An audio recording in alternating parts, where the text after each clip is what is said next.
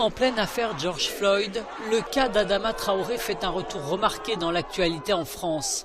Ce mardi soir, devant le tribunal judiciaire de Paris, 15 000 personnes ont répondu au comité de soutien de ce jeune homme noir, décédé lors de son interpellation en 2016. Sa sœur, Assa, rappelle les moments qui ont précédé sa mort. Cette expertise, c'est écrit noir sur blanc que Adama Traoré est bien mort asphyxié suite au contrôle des gendarmes. Il a porté le poids des 3 gendarmes sur son corps. Mon frère a porté plus de 250 kilos sur lui.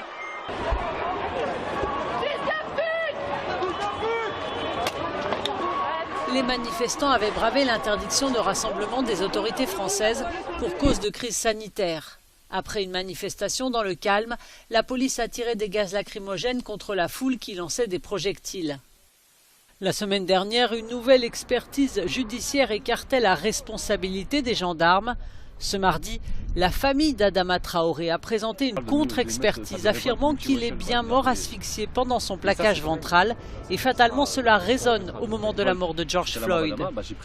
Je pense que ceux qui veulent dire que la situation française n'est pas comparable avec celle des États-Unis sont ceux qui veulent étouffer les luttes qu'il y a ici pour obtenir la justice. Ceux qui veulent, comme c'est le cas depuis 40 ans, qu'il y ait une impunité systémique pour les policiers et les gendarmes quand il s'agit des habitants des quartiers populaires, quand les victimes sont noires et arabes. Pour ceux qui soutiennent la victime et ses proches, l'affaire Traoré est le symbole des violences policières en France.